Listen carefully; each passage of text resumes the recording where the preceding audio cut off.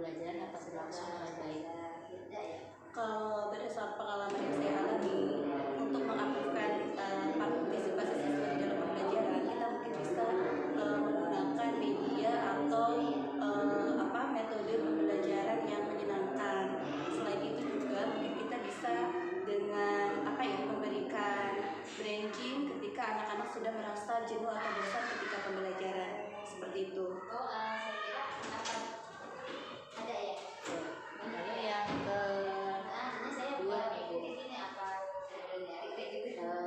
ketika di lapangan di kelas 1, berarti kan saya sekarang ngajarin kelas 1 nih Bu, banyak sekali masalah yang saya hadapi, terutama ketika pelatihan murid itu masih banyak sekali murid yang belum lancar dalam calistung.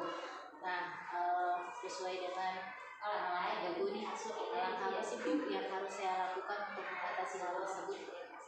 Untuk anak-anak yang belum lancar membaca ya dengan menulis, mungkin kita bisa memberikan remedial kepada mereka. Mungkin bisa kita lakukan di pagi hari. Kita dengan cara memanggil anak satu persatu, terutama anak-anak yang belum lancar itu, atau mungkin kita juga bisa melakukan remedial tersebut di jam setelah anak-anak selesai belajar di kelas. Itu bisa kita lakukan untuk membantu mereka agar di 3 bulan pertama ini bisa lancar membaca sesuai dengan target kelas 1 ya, bahwa di 3 bulan pertama itu mereka sudah bisa calistung. Itu pengalaman yang pernah saya lakukan di kelas 1 seperti itu. Jadi intinya remedial bisa di pagi hari atau di siang hari? Di siang hari ya, dengan melihat kondisi anak-anak ya, disesuaikan dengan kondisi anak-anak. Baik. Nah, kalau tadi masalah saya itu banyak anak yang belum lancar membaca, dan ini kebalikannya Bu. Ada anak yang sudah lancar baca, tapi dia belum paham apa yang telah dibaca. Nah, kira-kira hal apa yang harus saya lakukan juga supaya lebih efektif lagi, selain dia lancar, tapi juga dia paham apa yang telah dia baca? Ya. Mungkin untuk meningkatkan pemahaman mereka akan apa yang mereka baca, kita bisa dengan melakukan tanya jawab kepada mereka dengan memberikan pertanyaan yang 5W 1H itu ya. Nah, kita rutin tanya jawab, terutama bertanya tentang apa-apa yang dari bacaan apa yang mereka baca, seperti itu. Kita rutin melakukan tanya jawab sehingga mereka lama-kelamaan akan paham dengan apa sih yang dimaksud dari pertanyaan ini, apa sih isi dari bacaan yang mereka baca, seperti itu. Intinya dengan melakukan tanya jawab secara rutin kepada mereka. Jadi saya ada pencerahan nih Bu nih. Selanjutnya ya Bu Isma ya, santai aja ya Bu Isma ya. Iya.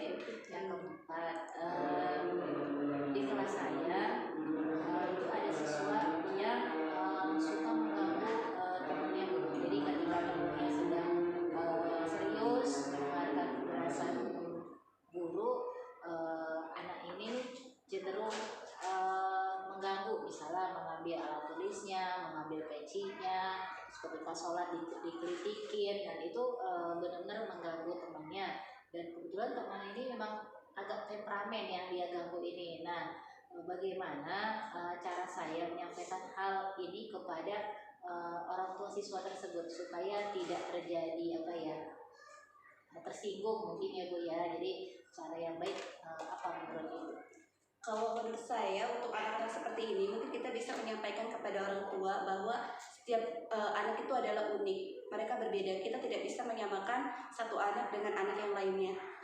Kita tidak bisa si anak ini harus baik seperti anak-anak yang lain, itu tidak bisa, karena setiap orang punya karakter sendiri, punya kecerdasan sendiri. Mungkin si anak ini dengan kecerdasan kinestetiknya dia belajar dengan cara banyak bergerak, padahal sebetulnya dia sedang belajar ya seperti teorinya Gardner ya, yang multiple intelligence, bahwa setiap anak itu memiliki kecerdasan majemuk. Jadi kita tidak bisa bahwa anak ini belajarnya harus diam, harus patuh, tidak bisa.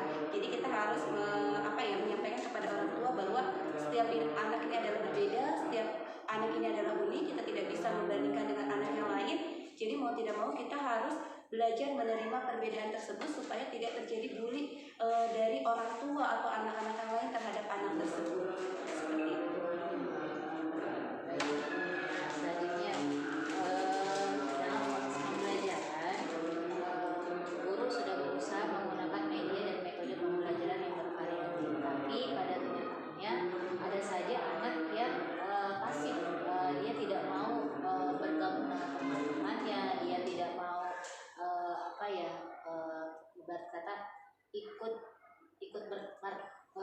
partisipasi. Nah, kira-kira apa Bu faktor yang menyebabkan siswa tersebut pasif?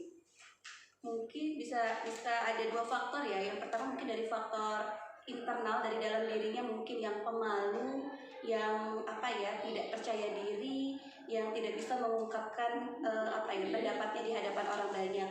Atau mungkin karena faktor eksternal, mungkin dia pernah trauma, mungkin waktu itu dia bicara tetapi dibantah oleh orang-orang di sekitarnya sehingga menimbulkan trauma, sehingga si anak ini ketakutan untuk menyampaikan sesuatu. Jadi ada banyak faktor. Mungkin juga dia malu ketika misalnya ini kan kelas 1 baru masuk ya, dia malu dengan teman-teman baru, belum berani untuk mengungkapkan pendapatnya, belum berani untuk padahal sebenarnya dia itu bisa gitu. Jadi memang ada beberapa faktor yang mempengaruhi itu, dan itu harus kita gali seperti itu. Oke, selanjutnya nih pertanyaan terakhir. Nah, sekarang kita sudah tatap muka ya Bu, dan kita ini peralihan dari pembelajaran online ke pembelajaran secara normal. Dan kami memang berharapnya pembelajaran ini tetap kita jalani. Tapi karena sekarang kondisinya memang di kelas 1, apakah itu efektif untuk anak kelas 1 itu kita perkenalkan untuk membawa gadget supaya kita sih berharapnya mereka walaupun di sekolah bisa menyelesaikan tugas melalui gadget seperti itu atau laptop dan lainnya. Baik, kalau menurut saya dengan melihat karakteristik anak kelas 1 yang belum memiliki tanggung jawab terhadap barang-barang miliknya sendiri ya, di samping juga belum mandiri, sehingga kurang efektif kalau anak-anak harus membawa gadget, laptop atau HP dari rumah, khawatir nanti terjadi kehilangan dan semacamnya. Karena yang tidak berbau digital aja mereka masih tidak ngeh lah sama barangnya sendiri, seperti pensil, buku, mereka tidak sadar bahwa itu miliknya sendiri, apalagi gadget ya. Jadi khawatir untuk menghindari hal-hal yang tidak diinginkan, lebih baik mungkin kita bisa menggunakan fasilitas digital yang ada di sekolah, seperti di ruang IT. Di ruang IT itu anak-anak bisa diajarkan materi-materi yang untuk meningkatkan kemampuan mereka di bidang IT, sehingga mereka tidak perlu membawa gadget dari rumahnya masing-masing, seperti itu. Jadi kita sekolah harus memfasilitasi mereka dengan perangkat-perangkat digital gitu, supaya mereka tetap bisa merasakan suasana digital walaupun kita sudah offline belajar di sekolah. Seperti itu mungkin tadi. Ya, baik, alhamdulillah. Terima kasih ya Bisma, dengan adanya beberapa masalah yang saya alami setelah saya bertanya kepada Ibu berdasarkan pengalaman, pastinya akan ada solusi, dan mudah-mudahan ini adalah solusi terbaik yang bisa saya jalankan tentunya untuk kebaikan anak-anak dan pastinya kebaikan untuk sekolah kita. Terima kasih Bu Isma waktunya. Sama-sama Bu Fitri. Assalamualaikum warahmatullahi wabarakatuh. Waalaikumsalam warahmatullahi wabarakatuh.